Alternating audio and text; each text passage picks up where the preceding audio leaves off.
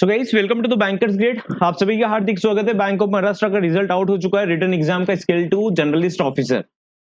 I hope आप लोगों का सिलेक्शन हुआ है। जिसका सिलेक्शन हुआ है please let me know in the chat section, comment section में बता दीजिएगा। बहुत का तो व्हाट्सएप आ चुका है ऑलरेडी।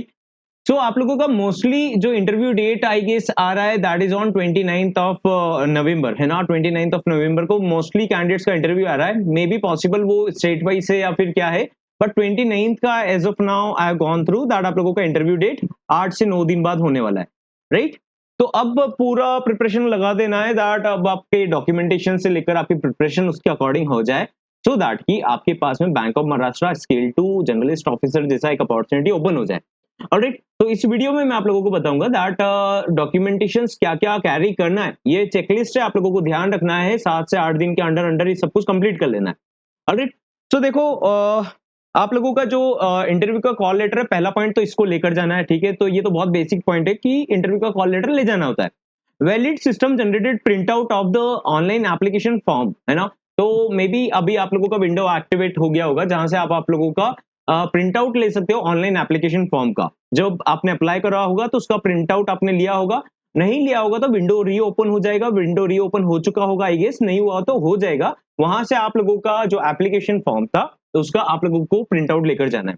ओके, अभी बहुत सारे कैंडिडेट्स ऐसे जो एसबीआई में भी सिलेक्टेड हो गए, आरआरबी का भी प्रिपरेशन कर रहे हैं, बैंक ऑफ महाराष्ट्र में भी हो गए and mostly bank of Baroda में भी होंगे। तो आप लोगों को सारी अपॉर्चुनिटीज के लिए अपने आप को अभी इनिशियली ओपन रखना है। अभी डिसिसिव नहीं होना है कि आप लोग कौन से ऑर्गेनाइजेशन में ज्वाइन करने वाले हो। आपके पास में सारे ऑफर लेटर आ जाएंगे, उसके बाद में आप लोग डिसाइड कर सकते हो अगर आपके पास में सारे अपॉर्चुनिटी ओपन हो रहे हैं। ओके, अभी से ये डिस्कशन नहीं करना है कि इसमें जाना है कि उसमें जाना है। अभी आपको आरआरबी का एग्जाम प्रॉपर्ली देना है क्योंकि इंटरव्यू तो अभी हो जाएंगे, राइट। और उसके बाद में पूरा महीना बचेगा तो आपको तो पूरा 100% देना है। Proof of date of birth लेना है, दैट इज एसएससी या 10th का सर्टिफिकेट विद डीओबी और birth of certificate issued by the competent authority, है ना। अगर बर्थ ऑफ सर्टिफिकेट नहीं है तो एसएससी यानी कि आपका 10th का मार्कशीट सर्टिफिकेट लगेगा। सर्टिफिकेट लेकर जाना पड़ेगा उसमें as a date of proof, है ना। एसएससी और एचएससी यानी कि 10th और 12th का आप लोगों को मार्कशीट लेकर जाना है, ठीक है। मार्कशीट और सर्टिफिकेट दोनों लेकर जाना है। बहुत सारे जो कैंडिडेट्स है उनके इंस्टीट्यूशन ने केवल मार्कशीट कम सर्टिफिकेट दिया है, तो वो भी आप ले जा सकते हो, ठीक है। तो मार्कशीट और सर्टिफिकेट दोनों ले जाना है ना। केवल मार्कशीट लेकर मत चले जाना। सारे सेमेस्टर का या फिर अगर आपके ऑर्गेनाइजेशन आपके इंस्टीट्यूशन ने ईयर वाइज दिया था तो कंसोलिडेटेड मार्कशीट या सेमेस्टर वाइज आपको लेकर जाना है, ठीक है। प्रोफेशनल क्वालिफिकेशन सर्टिफिकेशन सब कुछ लेकर जाना है जो आपने ऑनलाइन एप्लीकेशन में अप्लाई करते टाइम मेंशन करा था।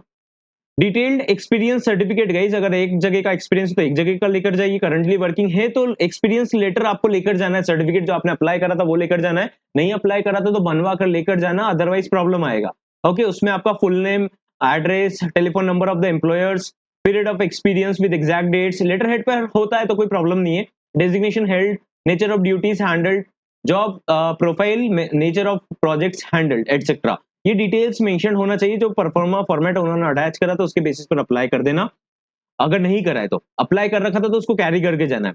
अब एक सबसे important SC ST OBC EWS category को अपना सर्टिफिकेट गवर्नमेंट ऑफ इंडिया के फॉर्मेट में लेकर जाना है ना। स्टेट वाला नहीं, गवर्नमेंट ऑफ इंडिया के फॉर्मेट में लेकर जाना है। ध्यान दीजिएगा, अगर गवर्नमेंट ऑफ इंडिया का नहीं है, पुराना सर्टिफिकेट लेकर जा रहे हो तो उस पर ध्यान देना that government of India mentioned हो, ठीक है। एक ओबीसी सर्टिफिकेट में बहुत सारे कैंडिडेट्स को इशू रहता है। तो ओबीसी कैटेगरी में देखो दो कैटेगरी आता है, क्रीमी लेयर आता है, एक नॉन क्रीमी लेयर आता है, ठीक है। तो क्रीमी लेयर होता है, एक नॉन क्रीमी लेयर होता है। तो that is why non creamy का मतलब होता है सर्टेन इनकम के अलावा कम का इनकम है ना। तो वो नॉन क्रीमी लेयर पर रहेगा, उसको ओबीसी का रिजर्वेशन मिलता है। तो ओबीसी सर्टिफिकेट आपका नए साल का रिन्यू होना चाहिए, है ना। Issued within 1 year as on the date of the advertisement.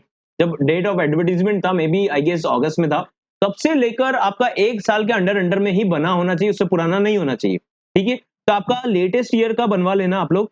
नहीं बनवाया है तो लेटेस्ट ईयर के फॉर्मेट में, गवर्नमेंट ऑफ इंडिया के फॉर्मेट में ओबीसी वालों को रिन्यू करना रहता है। ईडब्ल्यूएस का भी लेटेस्ट फॉर्मेट में होना चाहिए। Okay, EWS candidates must bring on income and asset certificate issued by the competent authority. अब देखो ओबीसी कैटेगरी में एक और बार मैं बता देता हूँ दैट आप लोगों के पास में अगर पुराना सर्टिफिकेट है तो आप नए फॉर्मेट में सील सेंड करवा लीजिए, हैंड टू हैंड हो जाएगा। नया अप्लाई करने जाएंगे बहुत टाइम लग जाएगा। गवर्नमेंट ऑफ इंडिया का फॉर्मेट रहता है, उनके नोटिफिकेशन में अटैच्ड था। Same with SC ST category, आप लोगों के पास में फॉर्मेट होना चाहिए। अगर गवर्नमेंट ऑफ इंडिया नहीं तो चाहे पुराना है लेकिन गवर्नमेंट ऑफ इंडिया है तो चल जाएगा, अदरवाइज ये एससी एसटी के लिए बता रहा हूँ।